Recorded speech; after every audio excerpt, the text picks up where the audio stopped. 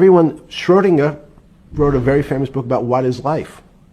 He was trying to figure out a way, can he describe the difference formulaically between things that are alive and things that are dead? The answer is no. The things that are alive in my world are miracles, not magic. Magic has a bad connotation, trying to hide things. You don't believe in the spirit or the soul? That's what animates people, is your spirit or your soul. That's No. Have you ever seen someone die? When they die, their spirit leaves. Their soul leaves, no question. So in There's fact, no question to you about no that. question. There's no question to you that there is some animating life force within us that leaves when you're dead. Yes, in fact, I refer to the soul. This obviously a certain the questions in the past, even Because during people would normally think you were soulless. So Thank you. But have you talk about you actually believe in it and have done some thinking about it is pretty shocking in its own right, isn't it? Well, again, mathematics. Leibniz thought. So Newton was at Cambridge, and he was the head of the math department, right? He's a professor, essentially. Yes. But Leibniz, was Leibniz a German professor? Yes, but what Leibniz said is the soul is so strange because God took chemicals, which is simply the material, like tables, and he somehow made this material able to have a thought. How strange is that? Not only does it have a soul, but some way it was put together that this material substance is able to think.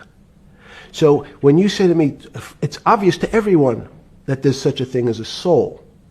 Now, if you're part of the Charlatanville, you'll try to explain it to people. The soul I describe as the dark matter of the brain. Why is it dark matter? Because in high energy physics nowadays you hear terms of dark matter, dark energy. Again, terminology, it's a complicated term. Why is it dark matter? Because we can't see it, that's all. What do you mean you can't see it? Well, somehow we see something moving towards this area of darkness. I can see this thing. This appears to me to be empty. It's just black. But I see it being drawn this way. So I say, well, I know if this were matter, that would follow that equation. If this was solid, it would explain the way this particle moves. But I can't see anything here. So I'll just call it dark matter. And I'll say, I don't know what it is, but it behaves as if there was something there. The soul is obvious to everyone that there's something different between things that are alive and things that are not alive. But we have no idea what it is. It's currently unexplainable. I believe we need an entirely different system of analysis to try to figure out. But Sorry. No. With Newton, with all his alchemical studies and things he worked on the spiritual side, Leibniz that just talked about the soul, Schroeder talked about what is life. If a modern scientist or someone that you funded at MIT or at Harvard or one of these things talked in those types of terms, they would be considered to be a wingnut today, wouldn't they?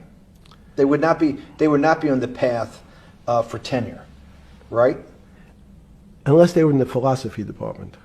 This is exactly my point. We're talking about three of the greatest mathematicians in mankind's history that have really changed mankind. Talking like this, what happened? How do we get to a situation where they could not be in the high physics, they could not be in the mathematics department or working in high energy physics? Good, it's an easy answer. Newton was a combination of mathematician or geometer then and philosopher. And as time went on, those disciplines seemed to move apart. We had philosophy. Some of the philosophers can't do math, and some of the mathematicians.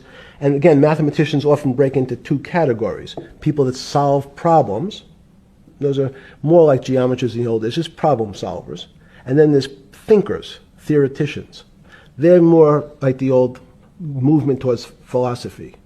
But neither one of those two groups have been able to figure out why something is alive as opposed to something that's not alive. No one's been able to describe what the soul is, but we all know it exists. And I think what we need is science is a bad word. I think science only describes the things we already know about the physical world. In fact, there's an argument that the physical world that we see has been created out of our systems of mathematics. Mathematics, everyone knows mathematics describes the physical world much greater than it should, unless my view, the physical world really comes out of conscious beings that have mathematics. So they create it. This table appears to you and I to be solid. To a bat, because we have light that's bouncing off the table into our eyes, it appears solid. If instead of eyes that responded to wavelengths of visual light, our eyes responded to radio waves, the radio frequencies, it's not different, it's the same type of frequency as light, but different speeds, the table's invisible. We know that our phone works in this room. So the waves are coming through the windows, the waves are coming through the walls. So the walls are invisible to that type of radiation, that type of energy.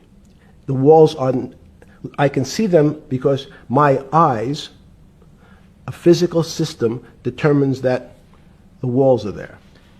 You, with Murray Geldman, you founded, or were the original donor, and had the idea of Santa Fe Institute.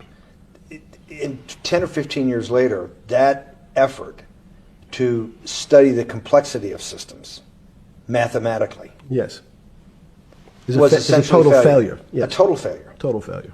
Why is that?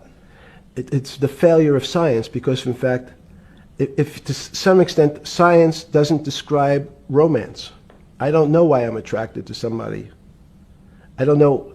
People are attracted to each other, and everyone has the same feeling. They've seen someone walk in the room, and they say, "Oh, that person gives me a creepy feeling." Science has tried to describe. Science doesn't describe what creepy feelings means. They just know it's a creepy feeling. I think women, as I said the last time, have an intuitive sense. What is intuitive? They have intuition, they have feelings, and they're able to deal in the realm of things that men, especially men like myself, find unexplainable.